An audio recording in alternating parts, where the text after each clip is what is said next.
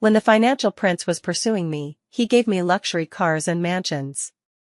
But my best friend said relying on men is worse than relying on oneself. I believed her words and decisively rejected the prince, returning all those gifts. After the heartbroken prince went abroad, he died due to encountering war and chaos. As a result, I obediently worked as a low-level office worker for the rest of my life, toiling away for a monthly salary of $5,000. When I fell seriously ill from exhaustion, my supposed best friend told me, "You were destined to soar, but you're just too stupid." What I said, you believed. Seeing you worse off than me balances my heart. As I was fuming with rage, she seized the moment to pull out my oxygen tube, leaving me dead on the sickbed. Turns out, everything she said was never for my good. Reborn, I looked at the young master who was about to buy me a mansion and smiled sweetly. Let's be together. To reject wealth, what a fool I was in my past life. As for my best friend, I want her to be driven insane with jealousy, yet powerless to touch me in the slightest. Paula, do you like this house? Christian in front of me opened the car door for me, pointing at the European-style villa before us, his eyes sparkling with eager anticipation for praise. You're giving it to me? I looked up in a daze at the vibrant Christian before me, then at my own fair and delicate hands, belatedly realizing that I had actually been reborn. Reborn to a time before I rejected Christian, before he was heartbroken and left the country, only to meet his untimely demise during a war. The smile on his face now was warm and gentle, like a ray of sunshine. In my past life, my greatest regret wasn't turning down immense wealth, but allowing such a deeply affectionate person, hurt by my rejection, to die abroad. Essentially, he died because of me. I've thought more than once that if I hadn't chosen to reject him back then, he wouldn't have died so young in a foreign country. Yes, this way you won't have to worry about being evicted by the landlord every day. It's not a loan, I'll pay it off in full, so you won't have any worries. Is that okay? Christian asked me cautiously, afraid that I might get angry with him and ignore him because of it. Actually, he didn't need to be so cautious with me. He never owed me anything. On the contrary, it was me who kept receiving his kindness, yet I hesitated for a long time to agree to be with him. Just because my best friend Penny, every time Christian showed me favor, would brainwash me under the guise of having my best interests at heart. Someone like Christian, that kind of spoiled rich boy, he'd never be sincere with you. Relying on a man is worse than relying on yourself. Reject him. We should aspire to be strong, independent women. But the truth is, I was never cut out to be that kind of strong woman. My knowledge and vision were far too ordinary. In my past life, after rejecting him, I worked hard and grounded myself in my career for 20 years. For this, I even chose not to marry, believing that diligence would be rewarded, that such effort would surely pay off. But in the end, before my death, my salary was still only $5,000 a month, and I had worked myself to the point of exhaustion with chronic illnesses. There are too many ordinary office workers like me, so common that I could be replaced at any moment. I wasn't meant to be the protagonist of some grand story. But with Christian, it's different. He thinks I'm special, he likes me. The villa he casually gifted me is worth 8 figures, something I could never afford, even a single bathroom in it, no matter how hard I worked in my entire life. In my previous life, I rejected his proposal and walked away without a second thought, squandering his well-intentioned efforts. As a result, 3 days later, I was kicked out of my rental apartment because the landlord suddenly raised the rent. I totally deserved it. And now, I wholeheartedly accept it. I accept. Thank you for the gift. I love it. I can finally say goodbye to the landlord's ever-increasing rent demands. Christian was delighted to see me accept his gift for the first time and immediately called over the waiting agent. Come here, bring the contract for her to sign. Within an hour, my secretary will transfer the money to your account. Thus, I had a luxury home worth tens of millions under my name, and Christian didn't bat an eye. During the meal, he said to me, "I'm so glad you accepted my goodwill. Do you know? The location of this house is excellent, and your neighbors are all very kind people. This villa is truly perfect for you. Once you live here, I can focus on my work with peace of mind, without worrying about you being harassed by landlords again. And don't feel any pressure, it's purely a gift from my heart, not leverage to force you to stay with me. You don't need to carry any burden over it. This villa was actually carefully selected by him. Such a good man, only giving without expecting anything in return. In my past life, I must have been blind and heartless to believe Penny's words and push him away. At the time, I thought Penny had my best interests at heart and never once considered she was jealous of me. Her own life was a mess, and she didn't want me to have a good one either. If she had genuinely been kind back then, after Christian and I got together and started living well, I would have definitely pulled her up as my best friend. We could have risen together, but she chose to drag me down into the mud. At this moment, my hatred for her reached its peak. I couldn't wait to see her defenses crumble. Christian looked nervous when he dropped me off at my rental apartment. Can I come up for a bit? Just to have some water and then leave. I heard that before he met me, Christian wasn't much of a talker and had a rather difficult childhood. Perhaps it was because during his internship at our company's entry-level position, when I thought he was just an ordinary employee, I helped him when other colleagues gave him a hard time. He was very willing to interact with me and took the initiative often. Unlike men who play many games, he really meant it when he said he just wanted to come up for some water before leaving. He had no hidden agenda, he was simply content with getting a few more glances at me. This time I didn't refuse him. Sure. You can come see my place while you're at it. If you're free, come help me move tomorrow morning. I want to settle into the new home you gave me as soon as possible. Christian never expected that I, who had always been polite yet distant and guarded around him, would make repeated exceptions for him today. The grin on his face never faded. Excitedly, he followed me upstairs, chattering nonstop. You're letting me help you move? What time tomorrow? Is 6 a.m. too early? Maybe 8 a.m. then? Do we need a moving company? I can arrange that. In the past, I would have found his eagerness overbearing, but now I think this love-struck side of him is oddly endearing. I thought for a moment and responded to him, how about 8:30? By then, I should have everything sorted out. Christian quickly nodded and took note. Then, he really did follow me back to my rented apartment, had a cup of warm water, and left. I added a little osmanthus honey to the water, hoping he would have sweet dreams tonight. What made me feel comfortable was that he never once showed any disdain because my rented place was small. He said that for a young woman venturing out on her own to strive, having such a little nest proves I've been working hard. Quite the comforting words. After he left, I casually called Penny and asked, Christian said he wants to give me a villa today. Do you think I should accept it? Penny, who was still working overtime on Saturday, responded with intense frustration, of course not. People will think you're a gold digger. Reject him. You must reject him firmly. Feigning innocence, I nodded and said, all right. I was actually thinking, if you like the villa, I could give it to you. But since you think it comes off as materialistic, I'll just turn it down. It's a property worth over 10 million, after all. Penny, who had been about to urge me to refuse again, seemed to be drinking water at that moment, and promptly choked on it. After coughing several times, she quickly asked me, you said how much? A house worth over 10 million? It couldn't be a trap, could it? Is he making you take out a loan? Does the renovation still require a huge sum? That's just a tactic to manipulate you, he's using money as leverage. I shook my head. I've seen the house. It's in Yunzhong district, fully furnished. He said he'd cover the full payment. If you don't want it, forget it. As I spoke, I pretended to hang up. Even Penny, who was determined to steer me away from Christian, was deeply tempted when she heard about the villa worth 10 million. She shouted to stop me, wait, don't hang up. Who said I don't want it? You're supposed to be striving for self-reliance, let me handle this gold-digging matter. Accept his kindness first, then transfer the house to me immediately. That way, you can still maintain your image of someone who doesn't bow to money. But since when did I set up this ridiculous persona of not bending to money? If living isn't about making money, what's the point?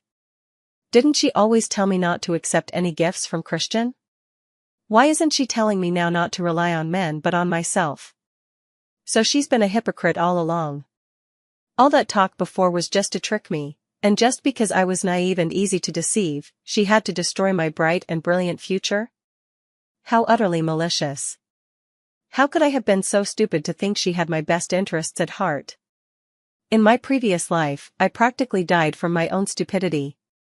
Paula, why aren't you saying anything? Are you touched by my selfless act? Don't thank me too much. In the future, whenever Christian wants to give you anything, just hand it over to me without hesitation. I'll take the burden for you. And don't reject him too harshly, keep him hooked for now. In the face of money, Penny suddenly had a change of heart.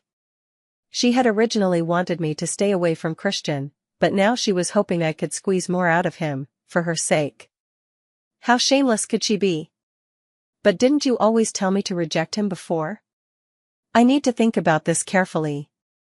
Right now, I don't know whether to listen to what you're saying now or what you said before. With that, I hung up the phone at the moment she was most eager to hear my answer. Without a clear response from me, Penny would surely toss and turn all night, unable to sleep. After all, it was 10 million we were talking about. No matter how hard she struggles, the 1 million she could hardly earn in her lifetime, if she ultimately doesn't get it because of my hesitation, I think she would regret it for the rest of her life. Sure enough, 5 minutes later, Penny took the initiative to call me. Paula, I've thought it over carefully.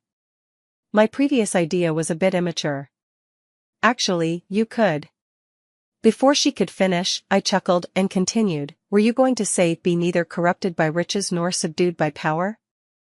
I've heard you say that many times. I'll seriously consider it. I'm going to sleep now. With that, I hung up on her and turned off my phone, heading off for a beauty sleep. Actually, about half an hour later, Penny came to my rented apartment downstairs. She shouted from below, wanting to see me, to persuade me to accept that villa and give it to her. But I pretended not to hear it and just turned over to keep sleeping. After all, there was an access control system downstairs, so she could only yell from below. Without the passcode, she couldn't come up. Moreover, since the building was full of working-class people, being woken up during sleep made everyone furious. Before I could step in, the middle-aged woman upstairs had already started scolding Penny downstairs. What are you shouting for in the middle of the night? If you don't leave, I'll pour water on you. The young man living below me also raised a liquor bottle, aiming it at Penny downstairs. If you keep disturbing my gaming, I'll throw this at you. The frightened Penny scrambled away in panic, leaving unwillingly. Early the next morning, while I was still packing my luggage, Christian arrived downstairs ahead of time. He called me, open the unit door, I'll come up to help you move. I glanced out the window. Christian, holding a large bouquet of pink roses, bathed in the morning sunlight, tall and handsome, with eyes full of nothing but me. At this moment, it seemed I had no reason left to refuse his pursuit. Thanks to Christian hiring the most professional moving company, what should have been a sweat-drenched ordeal was effortlessly resolved. Those bulky pieces of luggage were carefully handled by the staff, treated as if they were treasures, even though their actual value wasn't particularly high. An hour later, after Christian and I finished breakfast and arrived at my new home, the luggage had already been sorted and placed in various corners of the villa. Seeing me curiously wandering around the house, Christian thought I might have some dissatisfaction. He rubbed his nose thoughtfully and asked, "Is it too empty? Should I hire 2 maids for you? I'll cover the expenses." I shook my head, lowering it slightly in shyness, and whispered, "It's not that. I was just thinking, since you've already given me flowers, aren't you going to confess?" That blockhead Christian finally understood what I meant. He quickly knelt on one knee. "Paula, will you be my girlfriend?" Amidst his disbelieving gaze, I nodded with a smile, "I will." After chasing me for so long, seeing me finally relent, Christian hugged me and cried tears of joy, "Paula, I'll definitely treat you well." His promise to treat me right wasn't just lip service. He immediately handed over a supplementary card, telling me to spend freely. Then he made just one small request, could we take an official announcement photo? I'd like to post it on social media so my dad stops setting me up on blind dates. Of course, it's fine if you don't want to post it. I shook my head, it's not that I don't want to. An official announcement sounds great. Because I couldn't wait to see Penny lose her composure. Besides, he's truly wonderful, and I'm genuinely moved. I'm also sincerely willing to date him. Posting about a relationship is perfectly normal, so I had no reason to refuse his request. Seeing that official announcement photo of us holding hands and leaning against each other, Penny quickly called. I switched it to a video call. On the other end of the video, Penny sounded very eager. You're together now? Did he buy you a villa? I nodded and showed her the grand French-style villa behind me. It's already been transferred to my name. He told me to pick out the furniture myself and use his supplementary card to pay.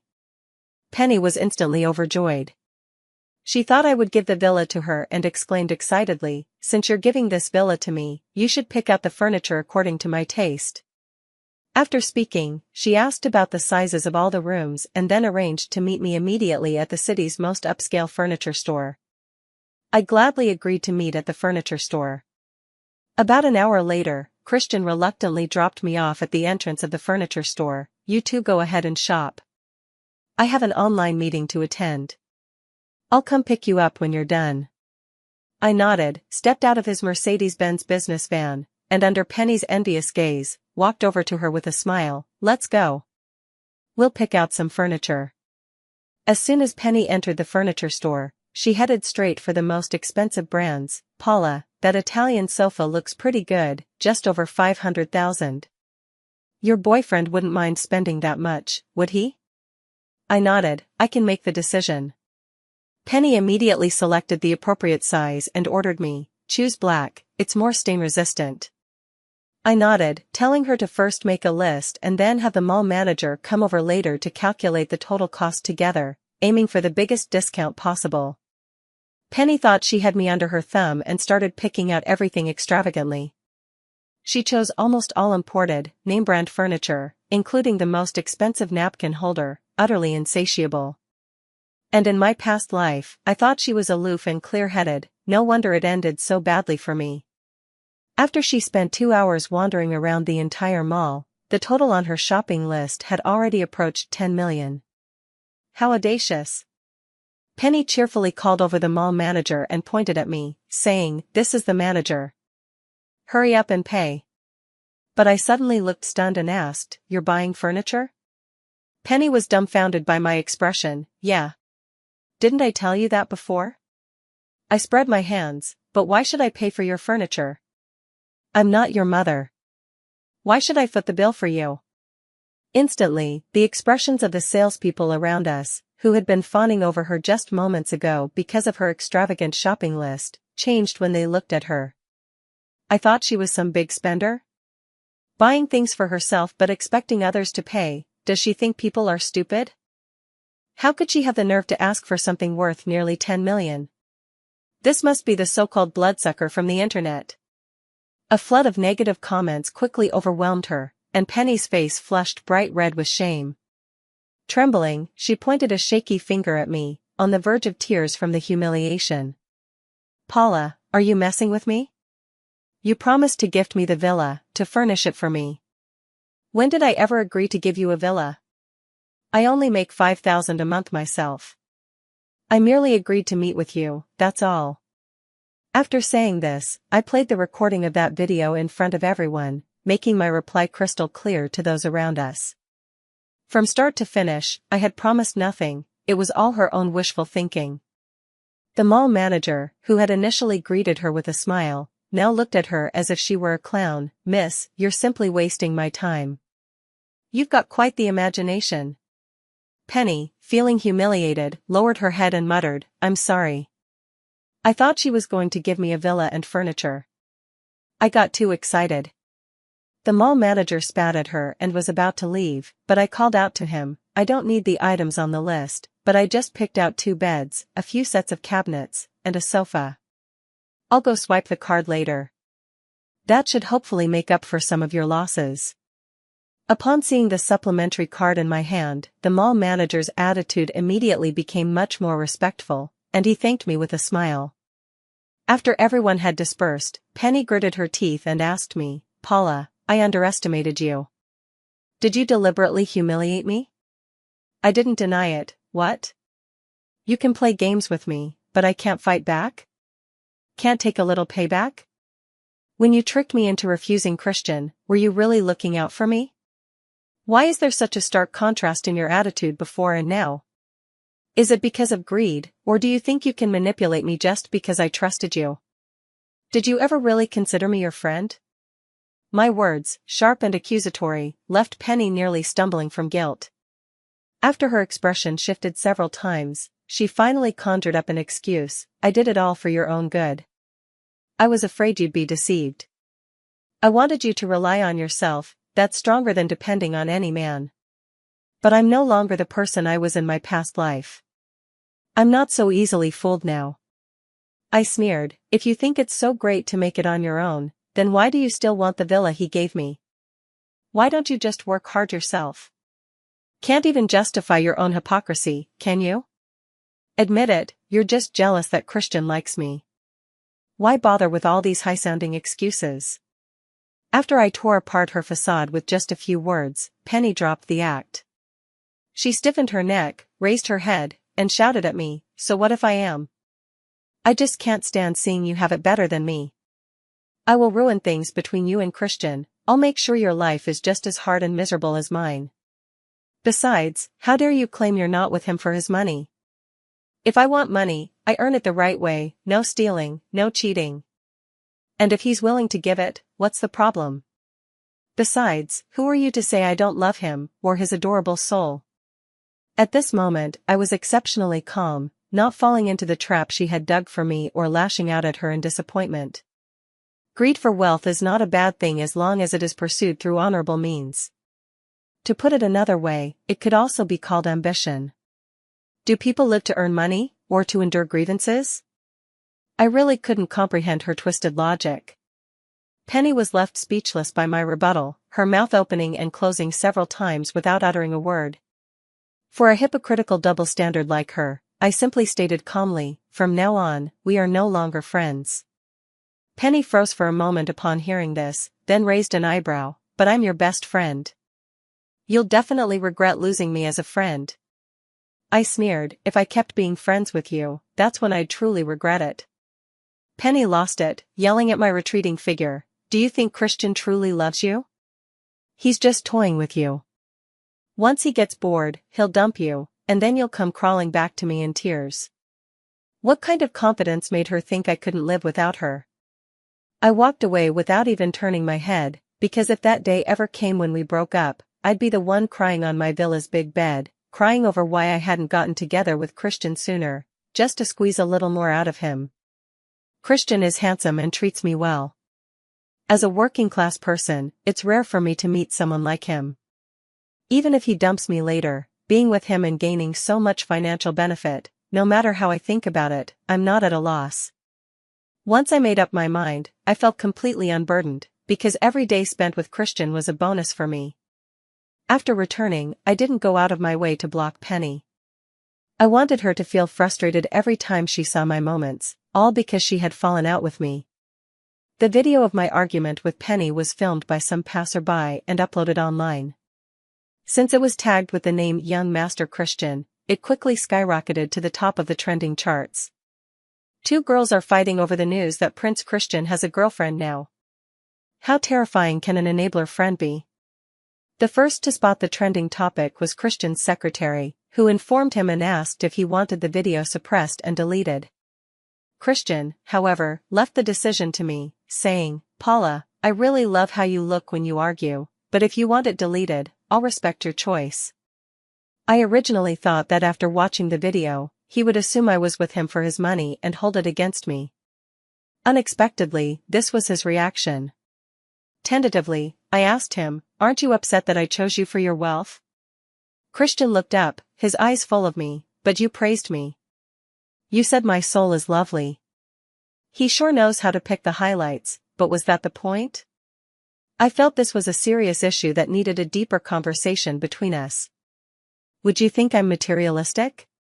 Right now, when everything feels fresh, you might find this side of me cute, but once the novelty fades, won't you see me as greedy?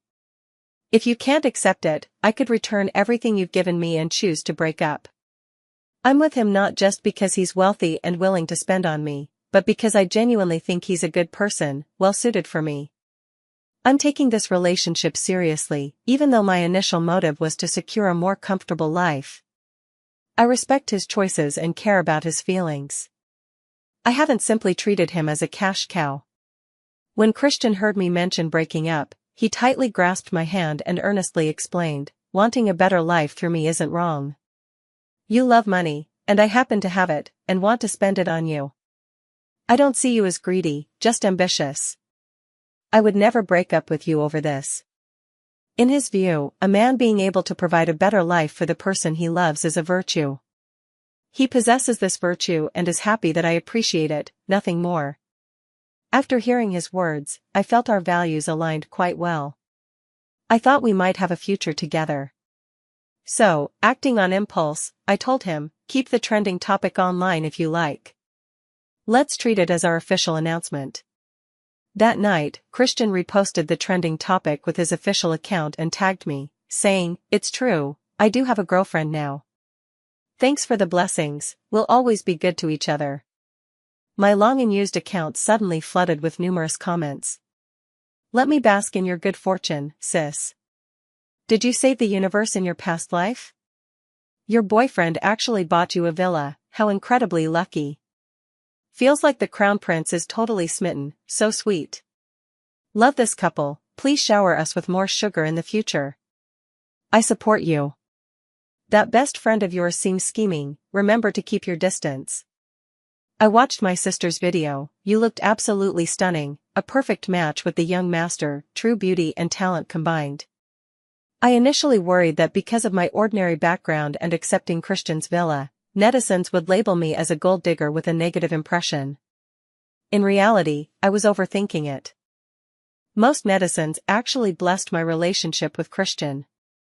As for Penny, she's now facing a storm of online criticism. People call her scheming and greedy, daring to demand everything. After seeing these comments, Penny's company chose to dismiss her immediately to protect their reputation, citing concerns about her character. After being dismissed, Penny became notorious in the city, and no company was willing to hire her. Yet, she couldn't bring herself to leave the city where she had lived for so long. Unbelievably, she shamelessly came begging to me. She intercepted me on my way home from work and knelt down right in front of me, saying, "Paula, I was wrong before. Please, help me talk to Christian and ask him to give me a job, okay? Even a salary of $5,000 would do. I'm at the end of my rope." How could she possibly think that after what she did to me in my past life, I would help her? As I quickly noticed the reporters rushing to the scene, I understood, she was trying to manipulate me with moral guilt. Sure enough, when facing the reporter, she immediately started playing the sympathy card. "Paula, we used to be best friends, you wouldn't want to see me starve on the streets, would you?" I remained unmoved, even crossing my arms to see what else she could come up with. Penny thought I was swayed by compassion, and a glimmer of hope flashed in her heart. "Paula, I can overlook the fact that you incited Christian to blacklist me in the industry. As long as you make him let me off this time, we can still be friends." I jerked my hand away from hers. Who said we're still friends? How can she be so heartless? Can't she forgive him just this once? Persuading the crown prince to blacklist his former friend, isn't she being a bit too ruthless? Just as Penny had anticipated, among the onlookers soon appeared those who sympathized with the underdog. Standing on their moral high ground, they began criticizing me, generously donating others mercy. A flicker of triumph flashed in Penny's eyes as she gathered her emotions, preparing to implore me tearfully once more. I crouched down in front of her, tilting her chin up with a cold glare. "Stop playing the victim, Penny. First, I never asked Christian to blacklist you, your reputation is so tarnished that no company dares to hire you. Second, I just found out something yesterday. Christian once sent me a bracelet he bought overseas via express delivery, but I never received it. The surveillance footage shows that you signed for it on my behalf and then sold that 20,000 yuan bracelet to a pawnshop, you thief. Third, I don't make friends with thieves. As soon as I finished speaking, the surroundings fell deathly silent. No one expected Penny to be not only greedy but also a thief. How could someone like her have the nerve to beg for my forgiveness in the first place? Now, everyone looked at her with even more contempt. From this moment on, the label of thief would follow her for the rest of her life, because I had ironclad evidence. Penny instinctively stood up, intending to slip away, but she was quickly arrested by the police who arrived following the tip-off. Charged with theft, she was taken into custody. I suppose it will be quite a while before I see her again. I heard news about Penny again 5 years later. She was finally released from prison. Her first action after being released from prison was to call me, Paula, 5 years have passed, surely you've broken up with Christian by now. So, do you regret it? I smiled. I've been keeping a low profile these past few years, so it's normal that you haven't heard about me. I'm afraid you'll be disappointed. I married Christian, and our son is already in kindergarten. And as a betrothal gift, he gave me company shares worth $1 billion when we got married. Barring any mishaps, no matter how hard you work, you'll never catch up to the wealth and luxury I'll enjoy in this lifetime. Pretty envious, huh? Penny was indeed jealous. She was so envious that she screamed on the other end of the phone. But it wouldn't do her any good. I hung up the call and, with great satisfaction, blocked all her contact details. I consider it as revenge. From now on, I will let go of the hatred and live a good life with Christian and our child. In this life, Christian will live healthily and happily, and so will I.